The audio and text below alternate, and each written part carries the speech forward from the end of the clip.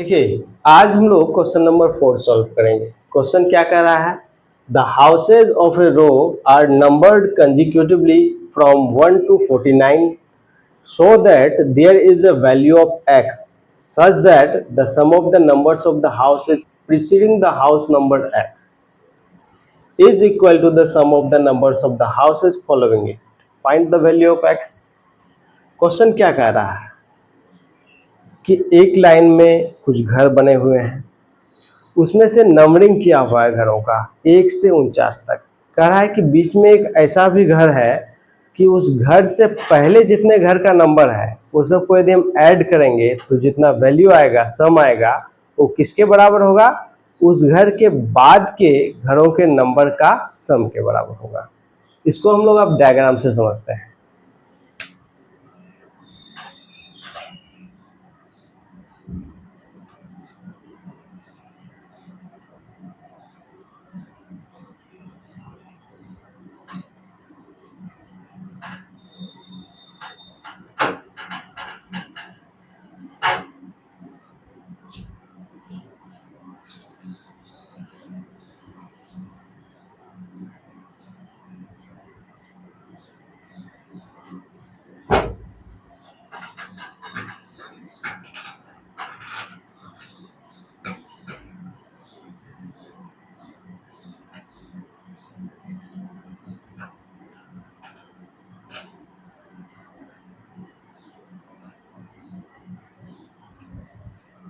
कह रहा है 1 से 49 तक नंबर्ड किया हुआ है घरों का।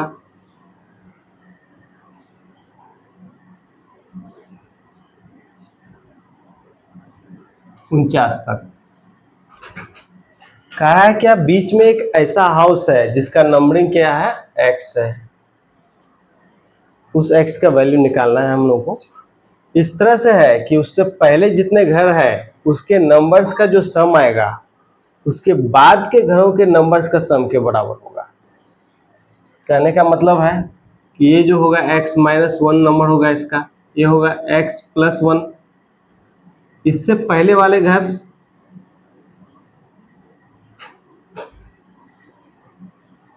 यहां तक, इसका सम क्या लिख सकते हैं हम? x-1।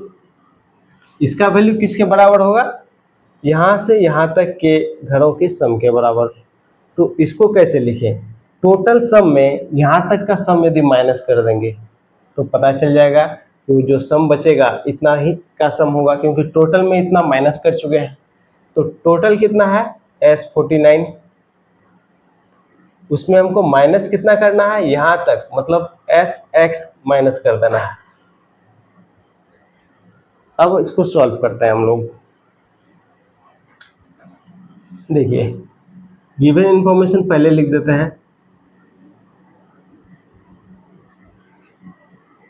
Numbering of houses forms an AP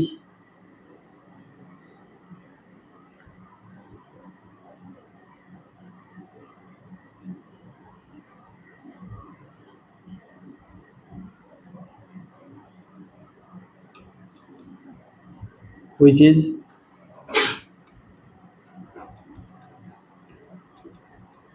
क्या है? 1 2 3 इस तरह से 49। Here first term A is equal to 1, common difference D is equal to 1। Find क्या करना है? इधर लिख देते हैं, to find x such that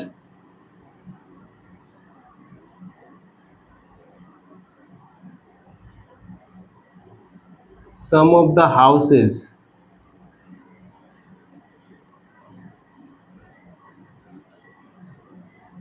preceding x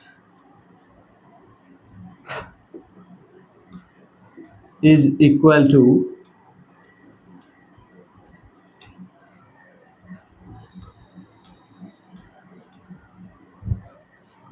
sum of the houses following it।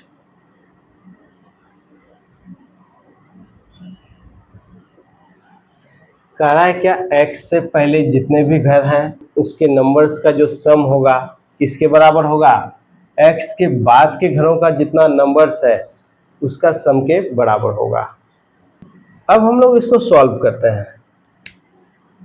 क्या होगा, s(x-1) is equal to s49 minus sx, मतलब x से पहले वाले घरों का सम, x के बाद वाले घरों का सम, बाद वाले के लिए टोटल में x तक का जितना सम आया माइनस कर दिए,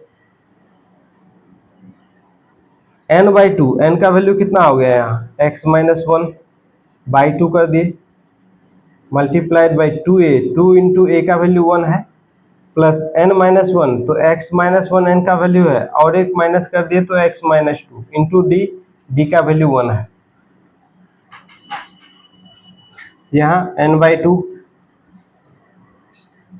2a, 2 इंटू a, 2 इंटू 1 हो गया 2, प्लस n-1 48 इंटू डी का वैल्यू 1, तो 48 ही होगा, माइनस n/2, n के जगह में x है, 2a, 2 इंटू 1 2, प्लस n-1 मतलब x-1 इंटू डी, मतलब 1 से मल्टीप्लाई करके उतना ही होगा।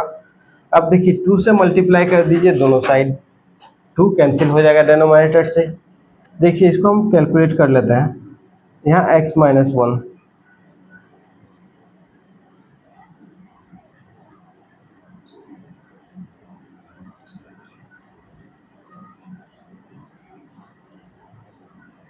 इधर 49 होगा, 2 हट गया है, इंटू 50, इधर माइनस एक्स होगा, 2 हट चुका है, 2 माइनस 1 कितना हो जाएगा, 1 हो जाएगा, प्लस एक्स, इसको इधर ले आते हैं हम लोग, x into x, x square, minus x हो जाएगा, यहाँ कितना है माइनस एक्स, इधर आएगा तो कितना हो जाएगा, प्लस एक्स हो जाएगा। यहाँ देखिए माइनस एक्स स्क्वायर इधर आएगा तो प्लस एक्स स्क्वायर हो जाएगा। अब बचा यहाँ क्या, 49 इंटू 50, माइनस एक्स और प्लस एक्स कैंसिल हो गया, तो 2x स्क्वायर का वैल्यू कितना आ गया, 49 इंटू 50, तो एक्स स्क्वायर का वैल्यू कितना होगा, 2 से डिवाइड करने पर 49 इंटू 25, एक्स का वैल्यू क्या होगा, स्क्वायर रूट हो जाएगा इसमें, तो 7 इंटू 5 35 हुआ। इस तरह से हम लोग x का वैल्यू निकाल चुके हैं। अब लिख देना है therefore x is equal to 35, answer.